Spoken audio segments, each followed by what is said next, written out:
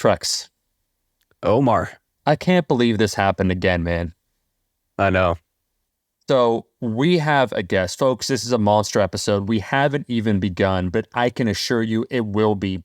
But we were experiencing, Trex, some technical difficulties prior to beginning this episode that were entirely not our fault. And it always seems like whenever there's two of us, we kind of talk a little crap about the third host. That is not the case here. We're just sticking with the facts.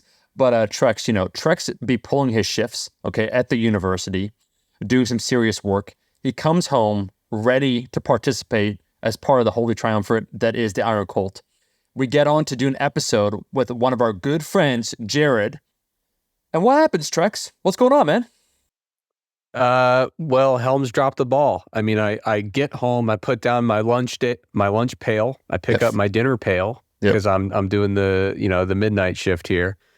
And I've always said when it comes to teammates, partners, etc., the greatest ability that I look for in people is availability.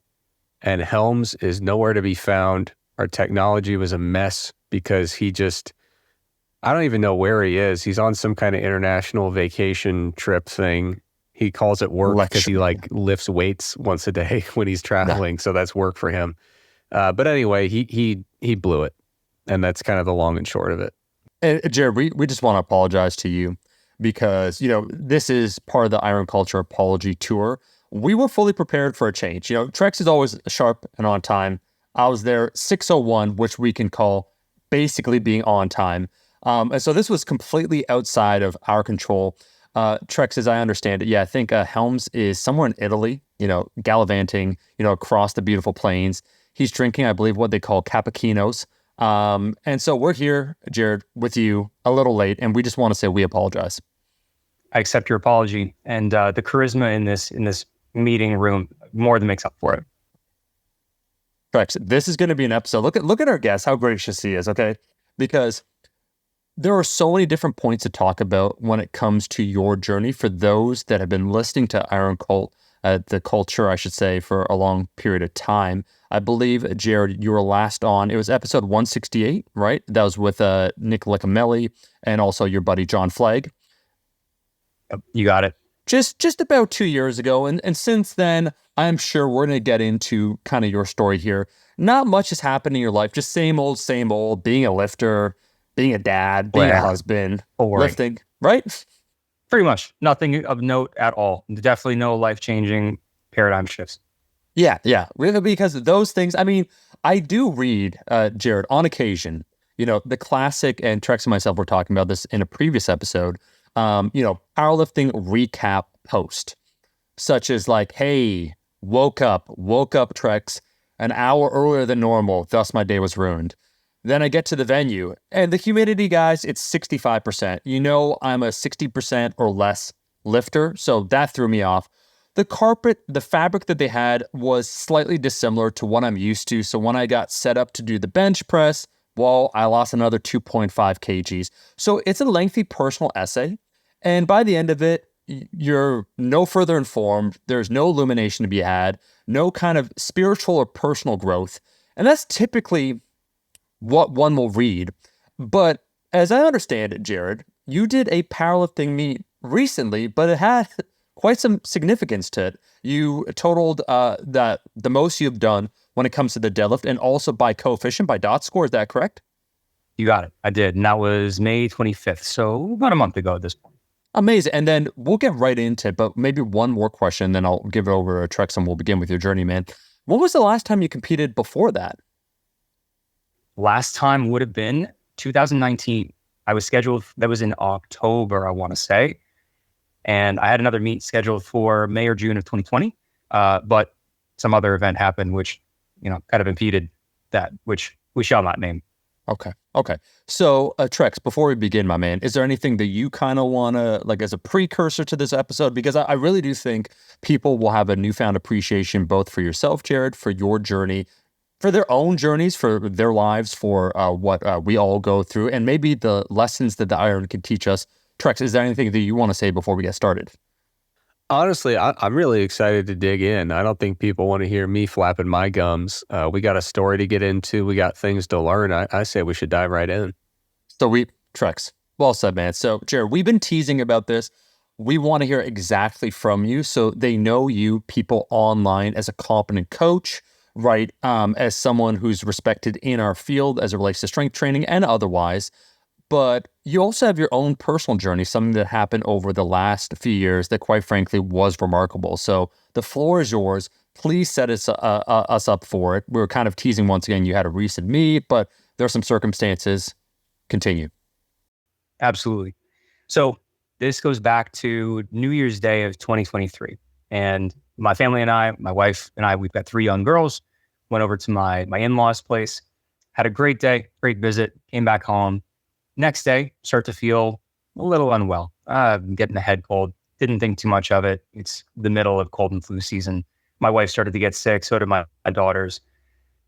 So just kind of trucked on and started to feel, the usual malaise, the stuff that you'd expect. By the end of the week, though, my wife and daughters were fine, and I was starting to get worse. So that continued on to the next week. That turned into swinging fever, chills.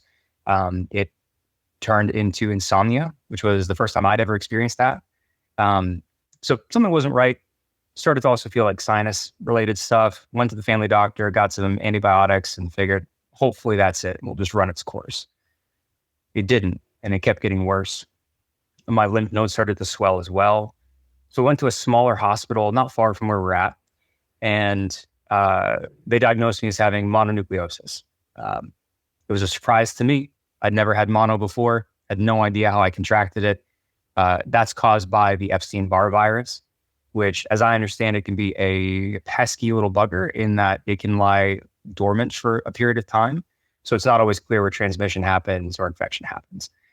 But got prescribed a sleeping medication for the insomnia, went back home, still feeling pretty rough, but hoping that we turn the corner. But 3 or 4 days later, my wife looks at me and she says, "You're yellow." And my skin had started to jaundice. So we knew something really bad was happening at this point. So went to a larger hospital, a little further away from us, but we knew we needed more facilities at our disposal. I remember walking into the ER and my heart was just racing. They do your vitals right at the intake in the ER, and my heart rate was somewhere between 165 and 175, just standing. Blood pressure was spiked. After doing our intake paperwork, I told the nurse, I think I'm going to pass out. And admitted me that day. 6 days later, I'm on life support in the ICU. And I had liver failure, hence the jaundice. My kidneys were failing as well. I'd be put on dialysis. My spleen was massively enlarged. For anybody not familiar, like I wasn't, the spleen is the largest lymph node in your body, so highly involved when it comes to the immune system. And the doctors didn't know what was going on initially. Ran a whole bunch of tests, tons of images, and I also had, I forget the particular term at this point, but some hemorrhaging in my throat. Hemorrhagic tonsillitis actually might have been what the term was. But lots of things going on, very much not a good situation.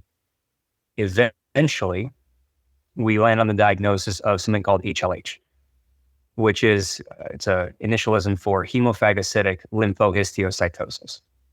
It's a rare disease. It's autoimmune-ish. It's not technically a true autoimmune disease. It's a hyperinflammatory syndrome.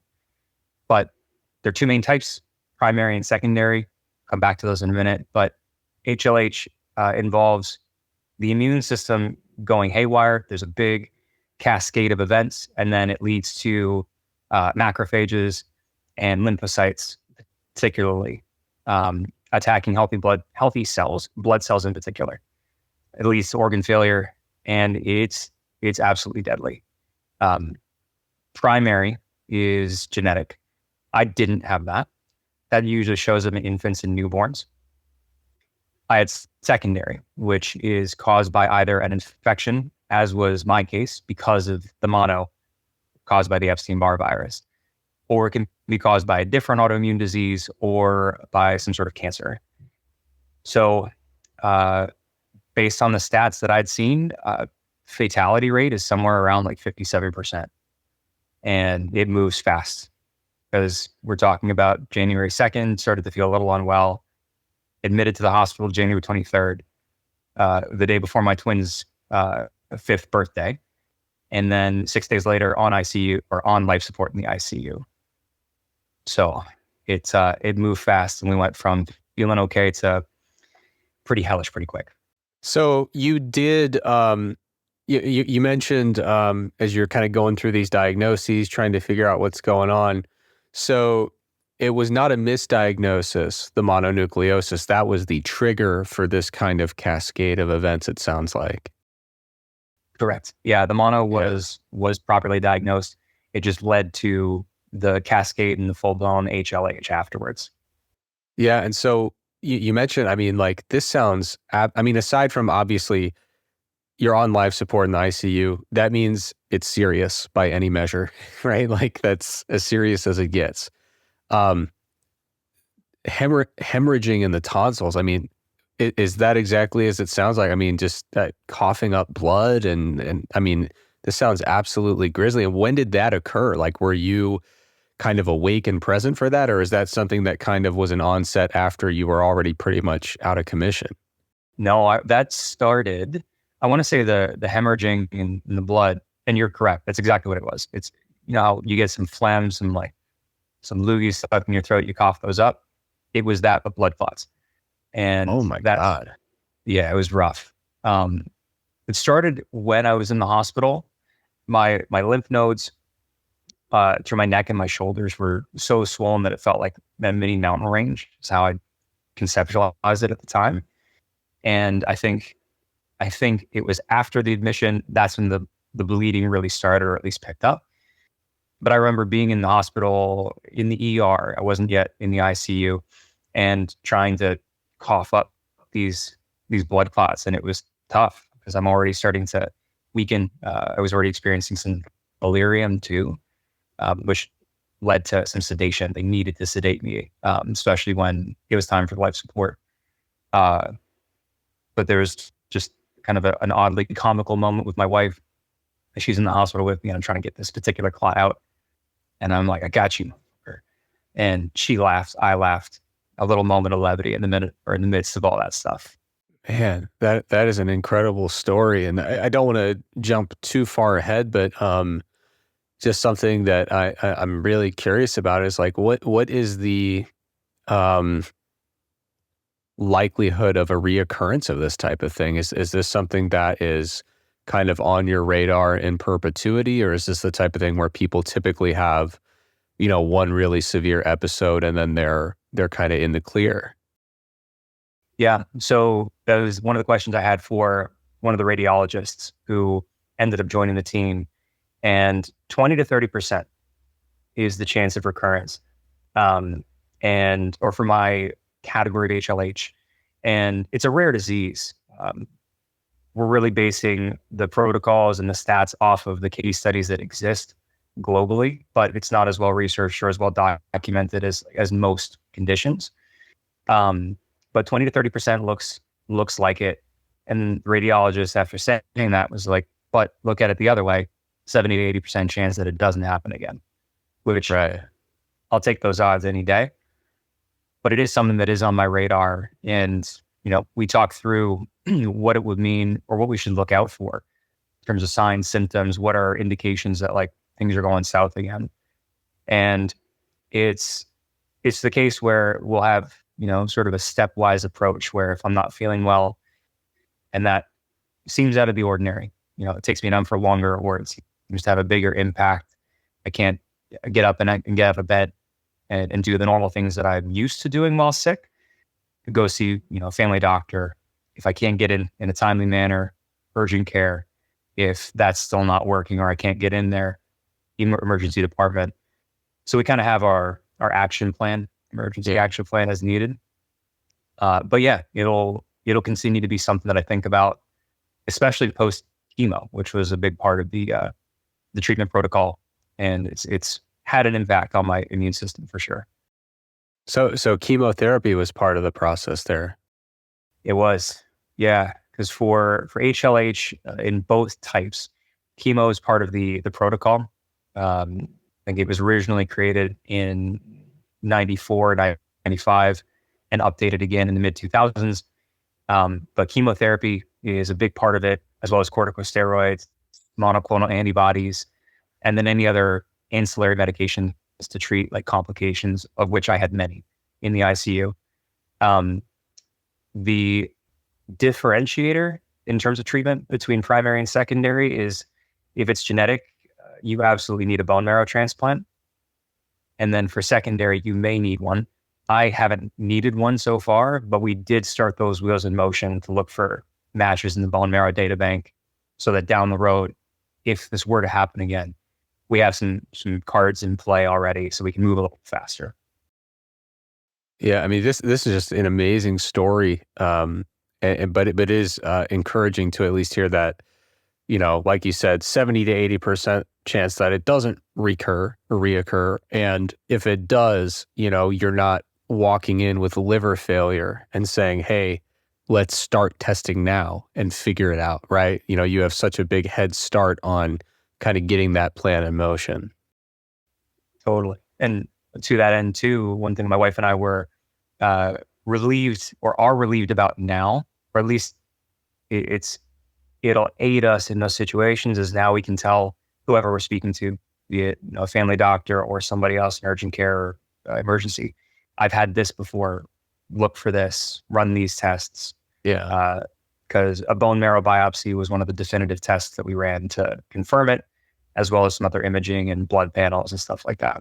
Jared, this is why I said this is a monster episode. You think stubbing your toe interfering with your lifting is a big deal? Just wait. So, Jared, please continue, man. So you said about 57% of people with this, unfortunately, they pass away. You're in the ICU. All these things are happening so fast. Your life was completely normal before this. So you're in this tailspin. There's so many things going on. Please continue. So already within what you said, a month, you're in ICU. You're put on life support. Yeah, absolutely. So I go on life support, and I mentioned that they had to sedate me because the delirium was really strong even prior to those medications, just as my body was in that tailspin. And my wife tells the story because I had to have the backfill afterwards, because there's about a 5 to 6 week black hole in my memory from this point on. But my wife and my parents were on the front line. Parents dropped everything, came running. My wife was there as often as she could be. And she talks about how it was terrifying for her, where, I'm 5'11" and a half, I'm 6 feet with shoes on. I weighed about 193 pounds going into the hospital. And with the delirium in full effect and like really on the tail of this landslide down, how terrifying it was, in her words, to see me in pain and look and sound so helpless and affected by this. She's used to me being, big, strong, the head of the household, helping take care of our 3 little girls. And so that was a really tough thing, understandably, for her to go through. So they have to sedate me. They start to put me on dialysis. I had that for 2 or 3 weeks, as I understand it. I had to be ventilated. They initially had the tube down my throat, as you do, but there's a limit to how long they like to leave that there for fear of complications and I believe atrophy. So I needed it for 5 weeks total. So they had to do a tracheostomy, punch a hole through the windpipe and hook me up that way. And yeah, IVs. I do remember before being sedated, or even potentially where I woke up during, they had to take blood every probably 6 hours or so. So my right arm was all bruised up and they had to use my left arm. But one of the IVs, whether somebody didn't set it up properly or check that the lines were flushing, one of the meds they had didn't go intravenous. It didn't go into the veins. It stayed in the tissue, which caused necrosis. Just killed off all the tissue, back of my hand, back of my arm. And I again, was largely unconscious through this time, and I couldn't eat. So they had a nasogastric tube through my nose down to my stomach, just push meds and also some nutrition. But they couldn't give me a whole hell of a lot because my body was just in such a weakened state. So I didn't receive much nutrition for those 5 weeks. which meant that I went in at about 193 pounds. And then when I woke up, as they remove the sedation, I was weighing about 150. So it was no stretch to say when I woke up, it really felt like I was in somebody else's body. My hand was gone and black. I was withered. I wasn't strong enough to get up out of bed. So it was absolutely shell shocking. Jared, this is what I mean. And having a Trex here too, where he found out about your story only a little while ago. Anyone that hears about it, and we're not having you relitigate your past, because this is what we're attempting to do. Like every horrific moment, Jared, that you experience, we want you to tell. But there is such a silver light at the end of this tunnel here, because one thing you said, not to jump ahead, but you just noted about the 40 pounds of weight loss. You basically phrased this, I believe, a few times in some of your posts, how essentially, truly, and this is, you want to talk about functional lifting, functional strength, how Trex lifting saved his life, because part of that, you gave the 57% a statistic, body's wasting away, muscle tissue. You said, and I'm paraphrasing, please explain this, Jared, that if it was not for all the years of lifting, accruing all that lean body tissue to basically hold on to, you were hospitalized, the chance of surviving this would have been a lot lower. Can you just talk about this a little? So you spoke about the necrotic tissue, spoke about being intubated, all those sorts of things, the weight loss, but you had a lot. You said let's call you 6. All right, we're going to round it. Your story, you deserve to be 6 feet for this story. About almost 200 pounds here. And you lost 40 pounds, but of which a good amount was lean tissue. What role, just real briefly, and then please continue, what did lifting play in terms of this journey for you? Critically. So I've been lifting since I was 16. I'm 33 now, maybe 34. Started lifting to be a bit bigger, stronger on the football field, and then turned into more aesthetic pursuits. Wanted to be natural bodybuilding for a good chunk of time. I never competed, just found that it wasn't the right match for me at the time. And then found powerlifting around 2014, stayed with that ever since. So I'm talking, 17 years of lifting consistently. And I heard it from the doctors who worked with me in the ICU and through my recovery in the hospital afterwards. Like, unless I was as fit as I was going in, we wouldn't be talking right now. Because all of the lifting, building the lean tissue, ended up being this insurance policy I had no idea I was paying premiums down on. You know what I mean? Or at least in this way. Because we can look at, and we should look at, what the data says or say as far as the impact of muscular tissue in particular, but overall strength and fitness, especially as we get older. Gravity never gets any less. It was pulling us down at the same rate. And people like friends and colleagues of mine, Dr. Scotty Busher, Dr. Christina Previtt, are researchers and physical therapists. They focus on older folks and geriatric populations. And you think about 1 rep max living, which is what happens as people age and get weaker, and you have to sit down onto a toilet or a chair and then stand back up again. The less capacity that you have and the closer that the effort is to stand up to a 1 rep max for you, the harder life becomes and the greater the risk is. It gets more compounded when you think about with the bone mineral density, especially osteopenia, osteoporosis, which can affect men and women, but especially women. And at a certain point, a fracture, especially femoral head or pelvic or things like that, is a death sentence effectively because of complications, things like that. It's not an exaggeration. It's what the data bear out. So I knew that. Being strong, working on my fitness came with a whole plethora of benefits, and I wanted to do that for sure. But definitely never predicted it would end up being so needed in such a critical way, such as giving my body enough nourishment to sustain itself for 5 weeks until I could come out into a more stable place and receive nutrition in a more typical way. So no stretch, no exaggeration to say, strength saved my life. I got it straight from the mouth of the doctors too. So yeah, I mean, it's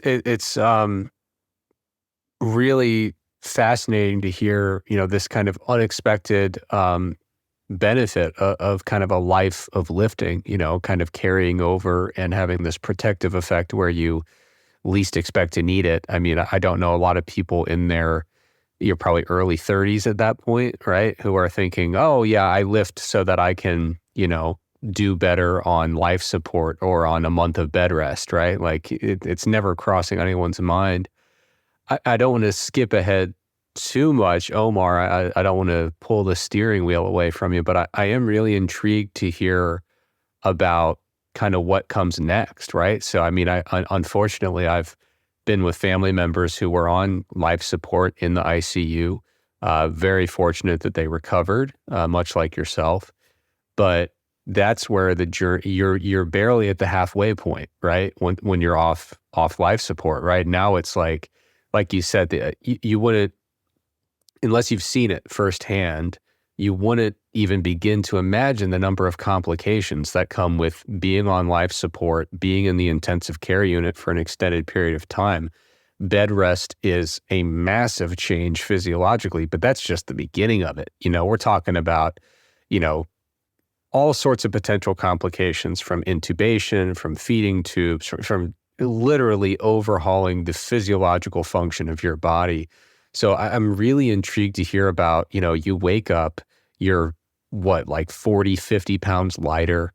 You don't know. I mean, it's just like a complete blank spot in your memory, right? You just, one day you're there and your body feels heavy. You feel no strength. You've fundamentally changed your body. And that is the beginning of this recovery process and this rehabilitation process. And I'm just, Omar, if you're good skipping ahead to that part, I'm just intrigued to hear what that's like, because, you mentioned you've been lifting since you're 16. Omar, how old were you when you started lifting? About 18. Yeah. So same length of time. So I was 12, right? And like, once you've been doing it for 15 years, you can't even really fathom what it's like to, in an instant, at least as you perceive it, being kind of just out of it for much of that time. You wake up and you are back to not even square one. I mean, because it is a particular type of untrained to be on bed rest for weeks on end. And I mean, I just can't even imagine in the blink of an eye kind of reestablishing that new normal of saying, like, we're not back to square one, we're back to square like -30, right? And that rehabilitation process must have just been so arduous and eye-opening. Absolutely was. And you're exactly spot on, because when I start to come to, and they reduced the sedation and gradually they kind of made those decisions as I was becoming more stable, which was miraculous enough to earn me the nickname Miracle Man after we got to what was the last treatment option. My hematologist told my parents, like, we're going to try this and his body's going to do what it's going to do. So I hadn't responded well to it. And the nurse pulled him aside and said, like, you need to understand what she said. There's nothing else we can do here. So, there's and Trex, we were talking a little bit about faith background here. There's a lot of prayer, and that's another dimension to the story.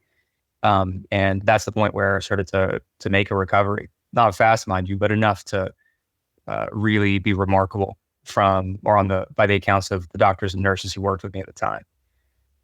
So start to come to, and really it's a matter of getting my bearings, because I knew I was in the hospital, and while I don't have memories from just before life support to starting to wake up, I have really weird dreams that I recall, which, as I understand, or is my best guess, is my brain trying to process what was going on between medications and the interactions of people in the room and working with me and all that stuff. And then I start to realize how weak I am. I realized that because of the bed rest, even though the staff had done their best to reposition me and move me around, it doesn't take a long time for pressure ulcers to form when there's blood flow that's disrupted to tissues in the normal way, and there's maintained pressure, particularly between soft tissue and a bony prominence, like your tailbone, your heels, your elbows. those are common sites for bed sores. And I had a big one on my tailbone. I had a couple under my heels, I think. So suddenly wound care becomes a thing we got to take into account. I had this really strange infection on the inside of my thighs, which we ended up calling a cellulitis.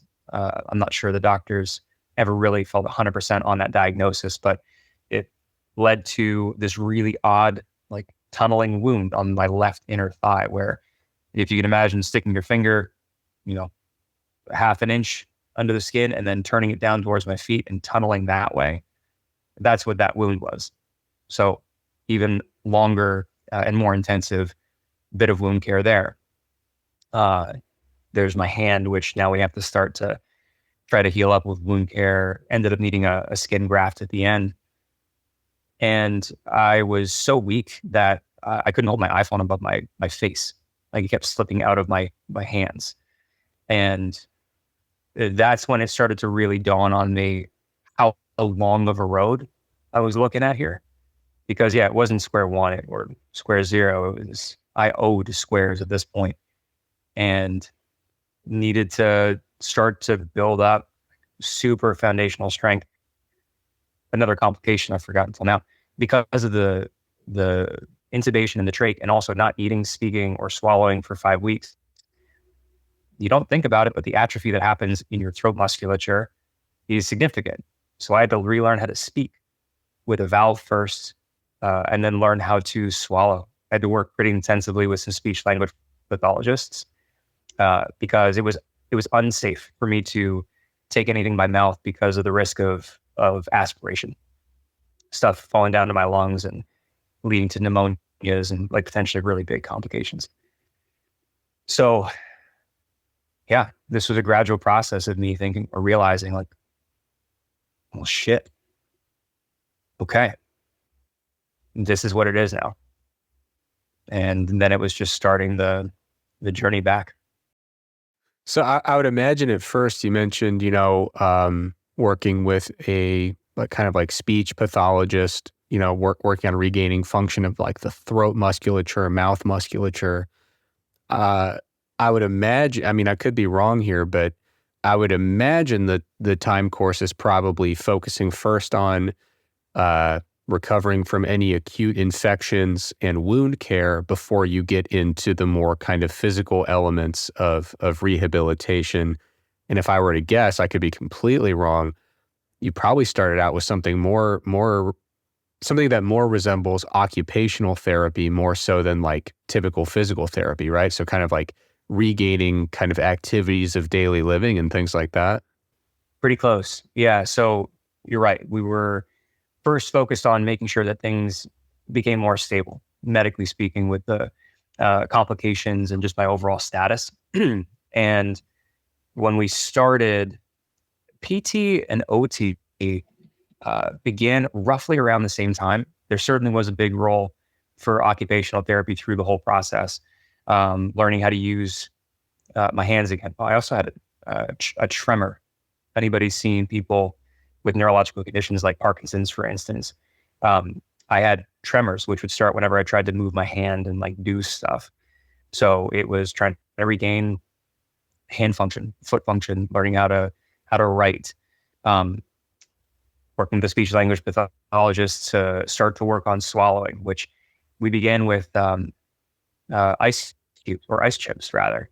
There were a lot of ice chips, and the technology was really cool actually, where they assess your swallowing function. They give you different objects like ice chips, and they might give you puddings, and they'll kind of work their way up depending on your ability, but they'll mix in barium, and then they'll have a dynamic x-ray to watch what you're doing and to watch how things travel down your esophagus and see if it goes in the trachea, stuff like that. So we started with working on the ice chips, and like that was a 3 times a day rehab regimen for that. PT, when again, I think it started in the ICU, and I had a crew of 3 PTs coming through, or at least 1 or 2 PTs and a rehab assistant.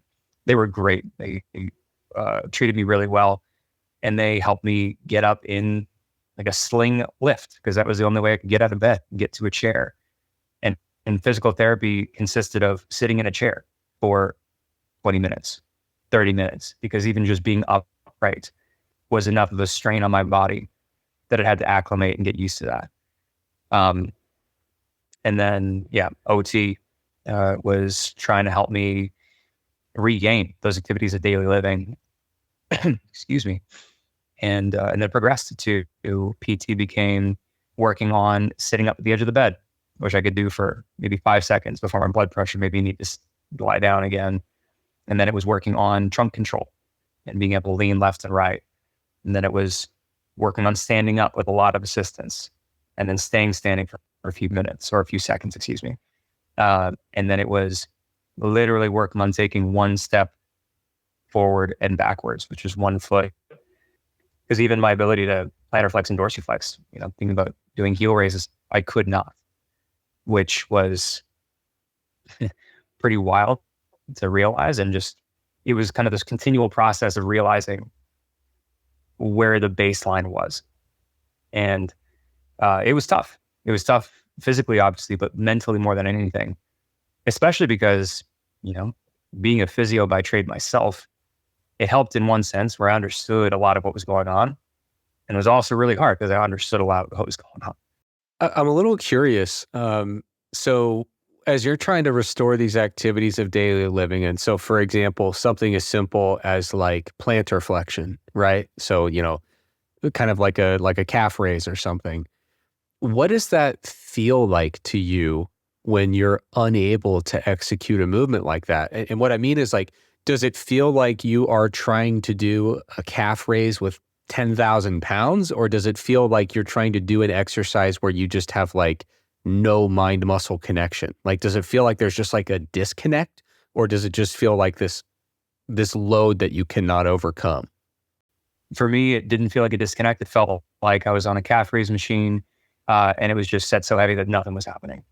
Where I knew that's incredible full well what I wanted to have happen. I knew how to do it. It wasn't going anywhere. That's unbelievable. So I am curious about the where's our timeline here to the point where you have woken up and you're kind of catching up with what just happened, right? And now we are getting to the point where we're doing OT and PT, and we're starting to think like, hey, maybe I'm ready to take a walk around the building or a walk down the hallway. Like, what kind of a timeline are we talking about there? So I spent all of February on life support, started to wake up late Feb, early March. So those early PT sessions in the ICU, focusing on like trunk control, getting up with a lot of assistance, that would have been early to mid-March, let's say. And then over the next couple of weeks, we were working pretty diligently to take, 2 or 3 steps forward and then 2 or 3 steps back with a walker and assistance. I believe I've shared the video a few times. I think the timestamp on my phone, the video of me walking with a PT and a rehab assistant with a platform walker. Basically, for anybody listening, you think about a walker you can stand up on and you can rest your forearms on so you support some upper body. I think that was like March 30th or 31st was when we were out in the hallway taking some steps and like going down the hall and with a wheelchair behind me. Somebody was trailing my wheelchair so I could sit down, and we were doing a couple of legs that way. It wasn't till mid to late April that I'm lapping the unit and pretty consistently with a walker. We went down to what most people see, like the 4-wheeled walkers, and then came down to a cane, a quad cane, a bigger base of support. But that was roughly the time frame. Jared, this story, man. I almost wanted Trex for a second to be incredibly insensitive and pretend to be like we're on a Joe Rogan podcast. Like, what do you think your bench press was at the time? Out of curiosity, okay, so we're on this journey here slowly. I really like how you're going into the details because it feels very visceral. The story where we could follow right along with you. Where because we haven't been in that scenario, we've had maybe family members or other people that we know, we don't understand all the things that it entails. So this journey now, you've brought us now to like end of March, early April. So slowly but surely, you're sort of regaining function. Can you just talk to us like kind of how that felt, what you were thinking of? Because the time course just entering into life support must have been so short. You have your business, you're a physio, you have your family, there's all these factors. And then, during this time, you're kind of out, you come back, your whole world has kind of changed. And now you're like slowly focusing on just trying to regain function. But there's also a lot of other things going on. So you just talk about, Jared, a little bit the mental component and then how you sort of got through it. I don't want to ask you the most stereotypical lifting question, which is, do you think all your years spent lifting, forget the muscle mass, like helped you in any way? It's like, nah, man, I saw a post, I forget, by someone else the other day where someone said what people think is heavy. It's like a powerlifter who like lifted a lot of weight and it's just like, they're like squatting 800 pounds or whatever. It's like what people think, what's actually hard. And it shows them like raising their children or whatever, where it's like, dude, like there's so much more to life than lifting. So I really think it's going to be the other direction when you share about your powerlifting journey. All your experiences here, how it's going to make all that stuff easier. But please, your mental state, all the other things you're thinking about, this journey, kind of this personal journey that you're undertaking alongside the physical journey as you slowly regain kind of function and control of your body. Yeah, absolutely. Because in some ways, I'd say in a few ways, the mental challenges were harder. Just as I got my bearings, as I understood the gravity of the situation and how long of a road it was going to be on the way back. And the first thing was a lot of grieving and grieving for what I'd lost, what felt like it was taken from me without choice, consent.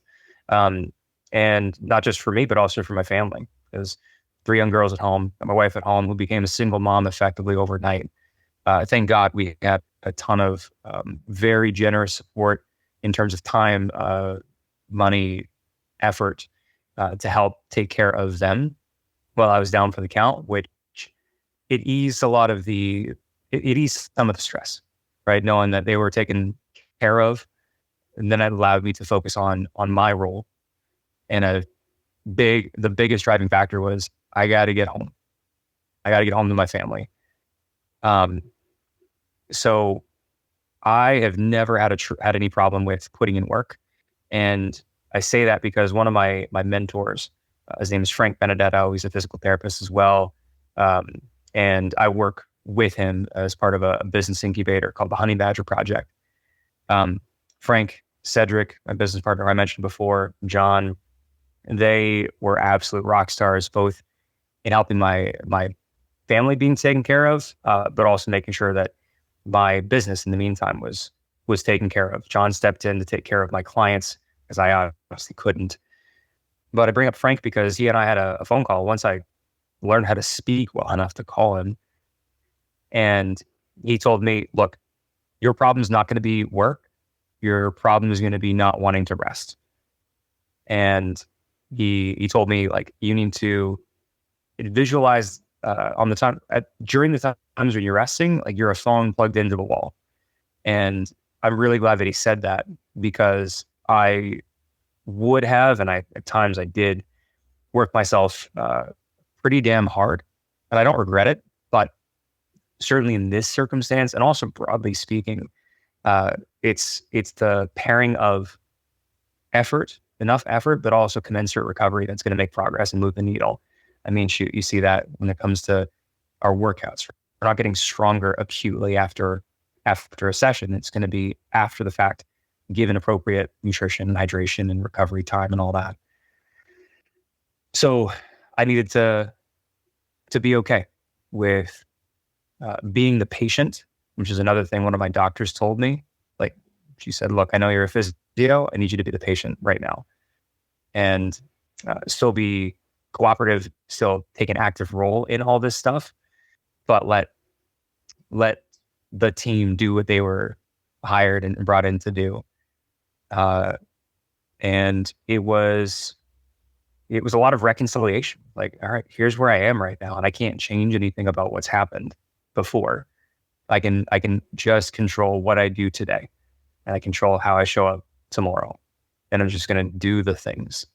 And the things were like learning to do a heel raise again, and learning to walk upstairs, and then learning to do some lateral raises with like a soup can. And this is a pretty far cry from where I was before. Not that I have been elite before, but, used to deadlifting, 450, 475, squatting 405. And now the paradigm is I'm going to take these 3 steps and I'm going to have to rest because that's going to be a lot. So that was the mental game in the hospital, which really continued afterwards as well. But Jared, let me ask you this, man, because within you, even when we interviewed you now, it'd be almost 2 years ago. And now, I would regard what I personally perceive as a lot of maturity entering into this scenario, like the way that you handle it, the humility, the grace. What would you kind of attribute some of those qualities to? Because you said, like, there's no consent to this, like this just happened to you. You have a lot of circumstance. I know you're very close with your family. I know also previously, I don't know if you want to mention it, but there is kind of not an urgency within you, but you're aware this isn't necessarily the first health issue that you've dealt with. Were you aware that time is precious in a way? Like, what do you think, what were the components that sort of allowed you to, I wouldn't say process this better than anyone else, it's not a judgment, but in a way, it seems like I remember like the whole time where you're posting it and you're sharing it and all these sorts of things. These are life-changing, transformations. Even the statistic when Trex, I kind of asked you, like, what is the probability of this happening again? You have many other, let's say, like if you've had a heart attack or like many other stuff, they'll give you, 3%, 4%, like 5, like a percentage where it's definitely a possibility to be in the back of your mind, but somewhere where you're like, you know what, I'm probably going to be okay. The percentage that you gave is quite high, but the way that you answered it seems like you've entertained all the possibilities of what that could be, but you have chosen to focus on life as an example. So what, Jared, would you say are some of these components, I would say, that considering all the things that have happened to you, I think you've handled it remarkably well. Thank you. I appreciate that. And I'd say there are a few. So yeah, as you alluded to, I've got another genetic rare condition called CHM or choroideremia. My old joke now is I'm 2 for 2 on rare diseases. Just won a different lottery than I ever wanted to enter. But that's a genetic progressive disease that erodes night blindness first, then peripheral vision, and then it can affect central vision. And I've known about that since I was 20 or 21. So it's an incurable thing that required a lot of processing, a lot of wrestling with, and honestly still does. So through that and having to come to terms with that being a thing and just having the decision in front of me of what are you going to do? Because there's the option of, be feeling however upset, anxious, deciding to recoil from life and not engage in the same sort of way, but the clock's going to tick regardless. Or the option that I chose and continue to have to choose. I mean, some days it's easier to choose than others. It's like, I know I cussed a little bit. Can I cuss again? Of course. You guys care about next whisper? Yeah. Show the fuck up. And, take the shit by the horns. So that plays a role. I've always been a fan, I've been a fan of stoicism, philosophically since about like 2017 or so, especially when it had its kind of rise to popularity in the circles that I run in the rehab world. I don't know how well it's going to show, but I have memento mori now tattooed on my arm after all this, which literally translated means remember you must die. And stoicism. And here he is. Do you have Seneca as well? I do not have that on the shelf. Jared, I'll order it. Is he even a real stoic at this point? No. Hey, this is the training wheels. This is the day one stuff. Give me time. That's right. That's right. So Jared, so you have it tattooed, as I said, 2017. So stoicism, sorry, you're saying. Yes. So memento mori, that phrase is one that the Stoics would use, which sounds grim and you could perceive it that way. But it's meant to be an exhortation to live intentionally, because we all meet the end. No one gets out of this life alive, as they say. So the Stoics use that to encourage people to live intentionally, to not waste time on the stuff that doesn't matter, to focus on the things that do, to pour into the relationships you care about. And I always liked that. As soon as I heard it, and it applied in rehab, I applied it more to my life generally, prior to all this going down. And then when it happened, it wasn't so much a conscious decision related to stoicism, but when I got my bearings of what was going on, it was an easy decision. I'm like, I'm not quitting. I'm going to, if there's a chance and I can fight, then I'm going to fight. And that was it. But it was, again, an ongoing thing. I had to keep choosing it. Sometimes it was an hour by hour decision, especially when things got pretty hairy. But the direction was pretty easy to decide to go in. Jared, so we're going to reach the part now, okay, of the story that every single lifter is going to cry in jubilation, in unison, because now, okay, so let's say we're around April, you're regaining function of a variety of different things. So you're walking, you're moving around more, you're starting to realize you're coming out on the other side. You've been on this tremendous journey. You start, sharing about it more, like you're kind of slowly regaining some sense of normalcy. What's next for you? What's going on in your mind? Absolutely. So starting to feel better after getting into more of a groove with training, which was really remedial, sort of rehab type exercises in June and July. This is your heel raises. This is your yellow TheraBand type stuff. But it was appropriate challenge, and just stuck with it. Eventually got an empty bar in my hand to do some limited range RDLs. This is like mid-July of last year, and did some empty bar feet up bench press because I had a whole lot of like constrictions and range of motion limitations in my hips and stuff. So we just had to find the entry point, and it felt really good to come back down to my gym, which is my basement. I'd been home for about a month, after the hospital, and I hadn't come down because I wasn't ready. And also navigating stairs was tough. But as soon as I saw the squat rack, just the song by Stain, "It's Been a While," started playing in my head. And it felt good. So rehab became looking more and more like training. And my now co-founder, business partner, John, as well as one of our coaches, Dave, Dave took the reins in the early days in terms of programming for me. And then John came in a more active role later. But it just morphed into, based on what I could do, we went into some SSB chair squats because that range of motion was tolerable. And I could now squat with more load than a goblet squat. RDLs were the main hinge that we progressed because that was manageable. Feet up bench was what we did for a while too.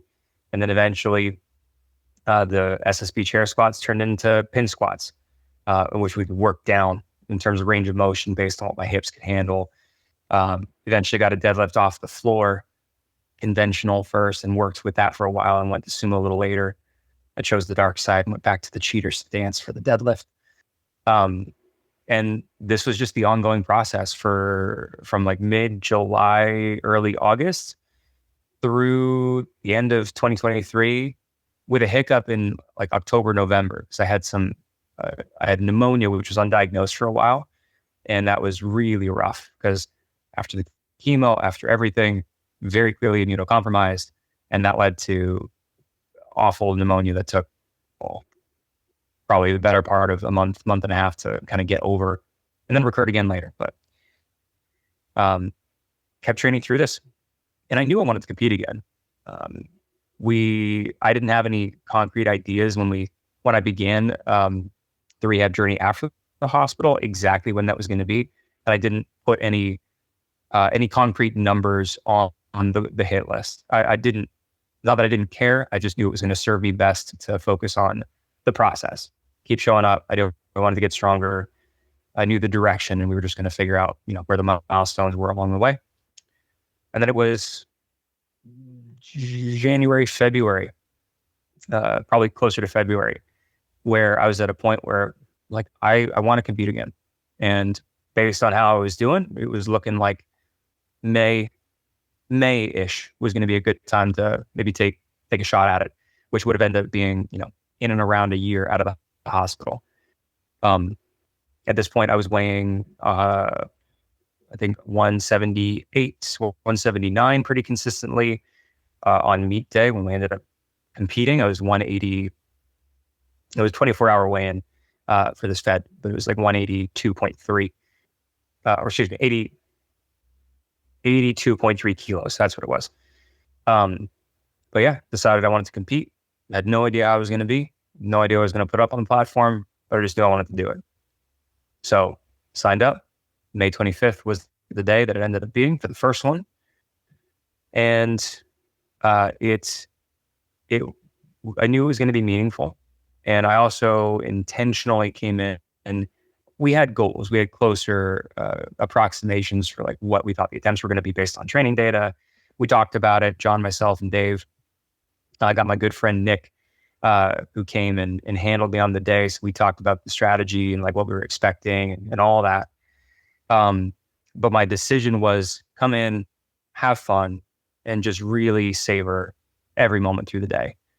And yeah, it was probably the most fun I've had at a meet, maybe for obvious reasons, but we walked away 9 for 9. We walked away with I think it was like around a 375 pound squat, 248 pound bench, and then a lifetime PR of 501 on the deadlift. Correct. Are you kidding me, man?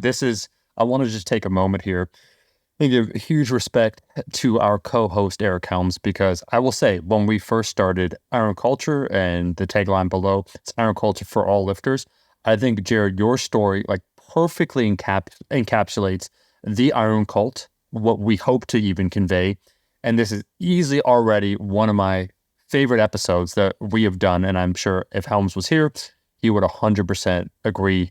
But just the remarkable feeling, man, seeing it on Instagram from sort of following along, as a voyeur, your journey and seeing what was going on and all the things you did and how you handled it with such I said, like grace, humility, the resilience that you showed throughout the journey. Man, what a meet. I want to hear how you felt, but also the question, Trex, and I want to hear from you that I was thinking is, after everything you had been through, all the questions you had to face surrounding yourself, your family, your journey, what would the future hold for you? I kind of assumed that, yeah, you started having fun with the lifting, but when it came time to do the actual lifting after you had the clear go ahead and the restoration of function with your body, that must have been the easy part. But it's a nice little, it's like the cherry on top, because I do want to talk afterwards about what lifting means for you, to you, as it relates to your family, the things that you hope to impart, as you said before, I think previous episode, to your daughters. But I can't help but feel that when you arrive to that point, like, not that it was a natural conclusion to what you'd gone on before, but it really would give you perhaps an enhanced perspective, Absolutely agree. Yeah, it was in a lot of ways the easy part, and it was a hell of a lot of fun. It represented a lot of work, and not just mine. I don't know, people, including myself, might feel one way or the other when you see posts where people talk about like, this one's for the homies or for the hometown representing so-and-so. And like, I think there's a time and a place for that. And I mean, I am all for pride and trying to do the people that you care about proud. For me, coming into that meet, it was meant to be a win for not only the medical professionals helping along the way, some of whom I've connected with on Instagram. They've been following along, unbeknownst to me for a period of time, but some have reached out and have asked permission to share posts and updates on how I'm doing with other people who worked with me before. I have absolutely given it. It's meant to be a victory for everybody who has supported my family in any way, shape, or form. There are people who wanted to do something when I initially got sick, and they went to go donate blood and donate plasma because I needed a ton of transfusions, and they decided they were going to do that to help and try to pay it forward, or for whoever needed it. For anybody who followed along and supported in any capacity, in a very conscious way, I wanted this to be a win for everybody who cared. And that didn't add pressure. It was still, I'm going to have fun and do the best that I can. And if things go well, cool, everybody wins. And that's how it went down. 9 for 9. It was 27 white lights. And it was great because on my second squat, the MC came over to my family because my daughters were there. It was the first time they got to watch me compete, and put the mic right in front of one of my daughters. Go, Dad, as I'm getting under the bar. And it was a blast, an absolute blast. And just there was a lot of gratitude all through the day. There still is. And it's fun. It's part of my livelihood, as a strength coach and a rehab professional and all that. Then it has taken on an enhanced perspective, enhanced meaning, because of all that stuff, for sure.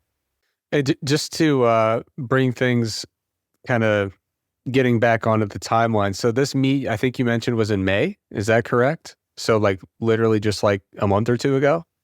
Yeah, a month ago. It was May 25th. So I was discharged from the hospital May 1st of 2023.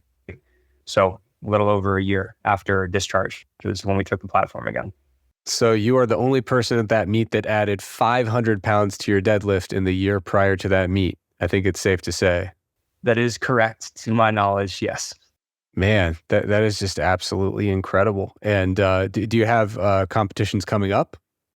I do. I'll have another one August 10th. That'll be in Burlington. So yeah, looking forward to that one. We'll see how the rest of the year plays out. Maybe we'll try to squeeze in a third, but I'm just excited to be able to compete at a regular cadence. I'd say again, but for the first time, because in years past it was disrupted by lockdowns, having kids, moving. The having kids and moving were great. Lockdowns less so, but I'm excited to compete regularly here. Yeah, absolutely. Facts. This is what I mean, man. If there is one bias we have with iron culture, it is the love of iron. And so as soon as I saw Jared's meet, that's why I messaged Helms. I'm like, we got to get Jared. Like, this is not that it needs, and that's what I was getting at with the question, Jared, not that you needed to do a meet to be made whole again or for your journey to have any significance or meaning to it. It's a way for us or for lifters just to kind of contextualize like where you were before, where you are now, the journey in between, and what a triumph it is. But as soon as I saw that, I was joking, like, because I showed Helms and he's like, holy shit. He saw that. And that's why we're so enthusiastic, because one, I think it's a sobering reality check for a lot of people listening in a wide variety. I don't mean that in a judgmental way, but like, let's say like Trek's like, bro, like yesterday's example, I get under the bar, man. I'm like, Trek's like my knee's kind of achy right now. And you start with those narratives, right? I should have walked it off. Like we had that one about pain side, myself and Trex. And then you hear these stories and it's just so life affirming that I think, Jared, we're so happy that you're still here, man, that you're kicking ass, that you're taking names. I do maybe with this wraparound now segment, now that, you reached it. So you came back, did a meet, hit an all-time PR. It's crazy. Less than a year after, being out of the hospital and being like 100% able to train and move. But you've said before, I'm just wondering if you want to crystallize this, if you want to talk about this, any reflections, previously what lifting meant to you, what it means now, or what did you hope to impart? I know it's very important, like the resiliency already before this that you wanted to show like to your children, to your daughters. But now I assume with this journey, there's probably some extra layers. So that already was a component. Like I'm sure shout out to John Flagg, like you said before, your buddy who was also on that episode. You mentioned that, but it's been a hell of a year. Any thoughts, reflections on that, lifting in general, your family? Absolutely. Lifting prior to all this was my anchor. Like I knew what the data say as far as, impact, longevity, all those sorts of things. I also come from a background of being a fat kid who was never good at sports and like had low self-esteem, as seems to be a pretty common or more common story among many of us who find our way to the iron, and found that the gym could be a second home and loved it, gravitated towards it, absolutely addicted. And then it got me through some pretty dark mental health times, especially after in the years following my CHM diagnosis, trying to wrestle with what that meant. And the gym became an outlet, it became an anchor, and it was a place for me to show up for myself and pour and refill the tank, so I could show up as a husband the way I ought to, show up as a father the way I ought to, show up as a coach, as a physio the way I ought to, and model what I talk about. Because as I found out more and more recently, in the last year and a half or so, or since everything went down, there's power in examples, with or without words that accompany them. And since getting sick, since recovering, and now just with the journey that follows from here, my mission has crystallized. It's become even more important to me, because strength in a very real way saved my life. It's the reason that we're here now. I've seen it change the lives of clients in the entire time that I've been coaching and working as a PT. And in sharing my story and what the journey has looked like, what it will keep looking like, my intention is to inspire, to motivate, to show what is possible, maybe an extreme example for sure, but to hopefully point at some principles of endurance, of perseverance, of hope that are transferable to wherever people are in their own lives. And my desire is to motivate them that way, to help with the people that I do work with and coach, to help them cultivate their own strength, because we know that life is guaranteeing us challenges down the road. We don't know when they happen. We don't know how long we even have. We hear that line, no one knows how long they have, and it sounds trite. It sounds cliche. It's absolutely true, but I had a very close brush with it just to remind myself of it, apparently.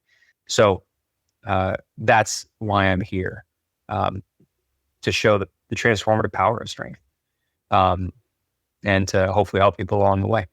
I think that's an incredible message, and it's so powerful, that it has, that this experience has impacted you at this point in your life and in your career, where you really are in this unique position to kind of empower others and kind of give other people that gift of saying, like, hey, like, trust me. The way that you treat your body, the way you train your body, developing this strength is something you can access that can bring personal growth, resiliency, but also this kind of physical tool that you never really know when you're going to need it. Like the fact that you can kind of help people find that physical strength in your role as a physio and a coach, and have this experience behind you. I mean, I can't even imagine how much more effective this has made you in what you do, in terms of helping to refocus people, helping to motivate people, and helping people really understand that what we're doing is not just some trivial chasing a bench press number. This is healthcare, this is resiliency, and this is something that you really do carry with you in life, and you never quite know when you're going to need it. And even for just Omar, people in the barbell game, whether it's, powerlifters, bodybuilders, whatever, if we're not careful, sometimes we convince ourselves that our favorite hobby that we're doing is actually more like a job. And we're toiling and agonizing over, oh my God, I got to go to the gym again. And sometimes it's exactly what you need to have someone in your corner who says, do you have any idea how fortunate you are to be able to wake up today, go into that gym, and do what you promised me 3 months ago you loved, right? So kind of refocusing people. It's just, it's an amazing story, an amazing experience. And I can't think of a more uplifting story in the lifting world in terms of going to such a a brush with death, such a low point, such a huge challenge that I'm sure at times felt insurmountable, and then going all the way back up to the peak of setting PRs a year out of the ICU. It's just phenomenal. I really appreciate that. And yeah, exactly what you said. I mean, even for me, where it happens, especially at this point where thankfully life is full again between my coaching business and the coaching the business incubator, taking care of the family and all this stuff. There are days where I turn up in the gym and, start griping and grumbling. And it's one thing that I'm still working on. I found out that even after a life-changing and near-death experience, it's easy to slip back into just the grumbling and the toil of day-to-day life. And not to discount challenges and what's hard, but the recalibration to perspective of even these hard days now that I have, by all accounts, statistically, there's a very real situation where I shouldn't have the opportunity to experience them, but I do. And that's a blessing, something that I'm grateful for. And I choose to do these things. I choose to train. We choose our heart in this way, especially in the iron game. And I think it's important for all of us. I know it's important for me specifically to keep it in that perspective and keep cultivating that gratitude. And I am a little bit curious, you mentioned that Stoic philosophy kind of, was really a powerful tool for you to use as you were navigating all of these challenges, all these hardships. Were you someone who was interested or studying Stoicism before all of this happened, or was it something where you kind of gravitate toward it as you were going through all these challenges? It was prior to, but I'd be like your typical kind of pop. This is not meant to be disparaging at all, but like your daily Stoic, the obstacle is the way type reading. You brought up meditations before. I wasn't bringing out my Seneca texts at that point in time, but definitely was interested in it. Definitely enjoyed hearing about it, learning about it, and then trying to just see how it applied day to day. And then it took on a new dimension through all this and certainly afterwards. Yeah, I think it's really interesting, not to editorialize too much, but to kind of observe the parallels where it's like the physical training you did for your body came in really handy when it comes to just building up that robustness to weather the storm during this, tremendously intense medical emergency. And I think it can be very powerful to study different types of philosophies and mindsets that equip you to deal with challenges when things are good. I over the last few years, I've done a lot of study of Buddhism and then gotten into some Stoicism as well. And I think that if you can set aside time to build up some of those skills, whether it's physical strength, whether it's mental and emotional resiliency through some kind of philosophy that works for you, I think the best time to address those and reinforce those capabilities is when things are going well.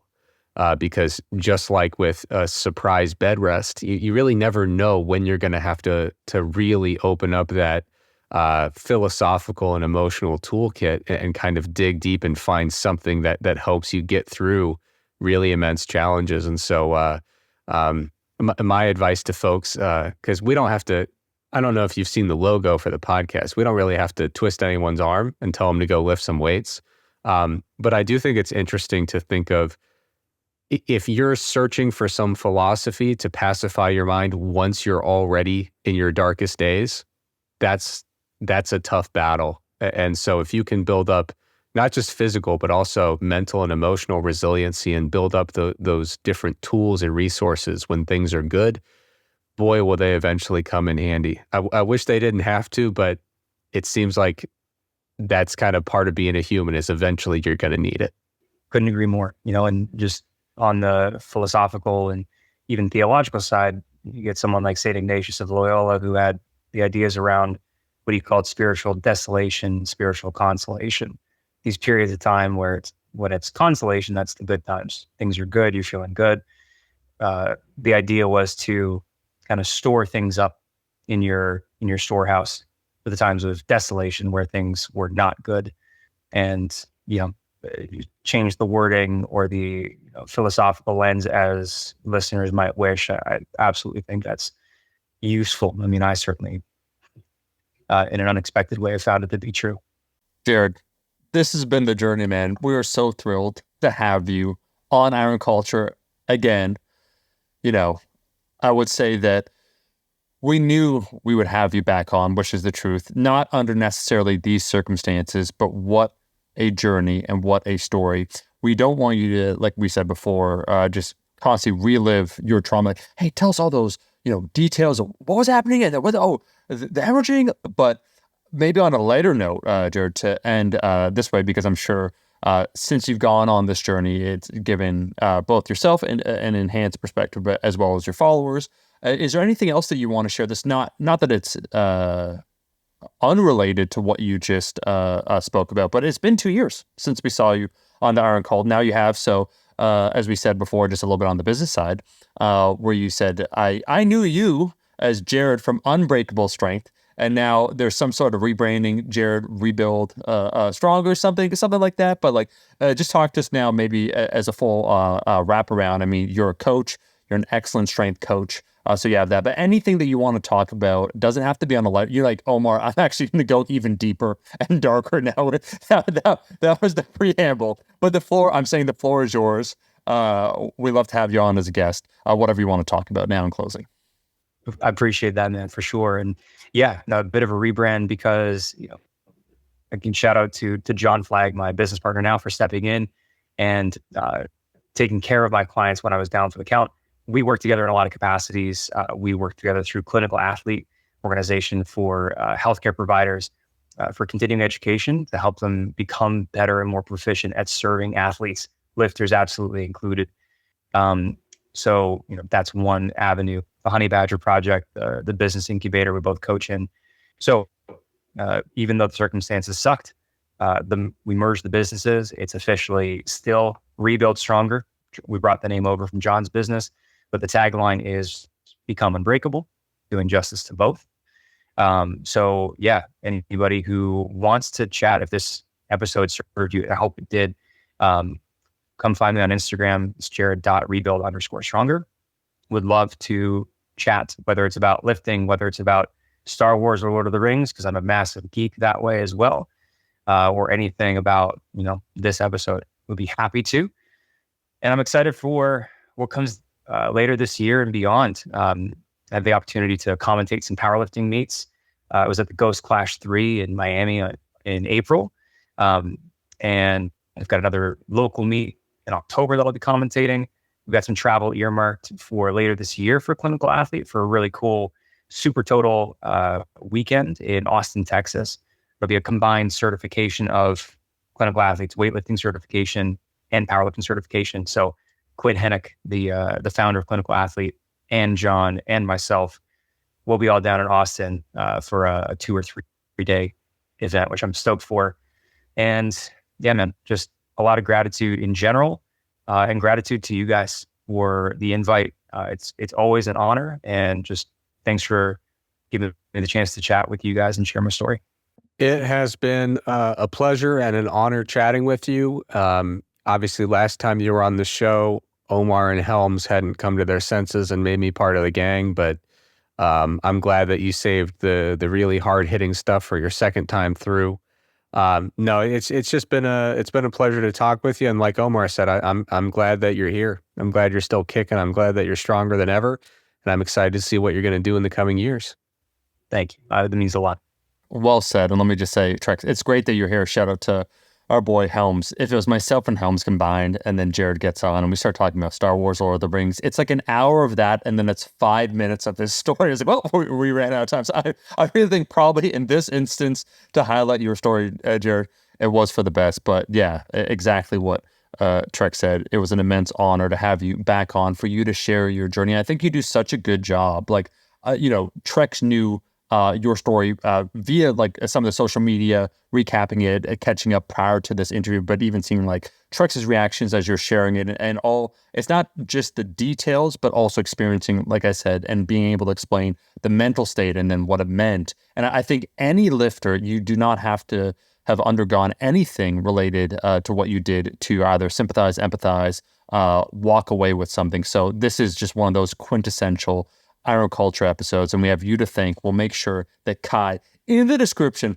links that all down below for people to follow you, to check you out. And we just want to thank every single person for listening, or to listening, with another episode. It's Iron Culture. We're back every single insert date here. But guess what? You could go ahead and leave a rating and review on Apple iTunes. It does seem to help us out. Typically, people will leave 5 stars, as we learned recently. 5 stars might not be enough for some of the hosts, and that's all we'll say. But nonetheless, Iron Culture is back every single insert date here from now until the end of time. We'll catch you in that next episode.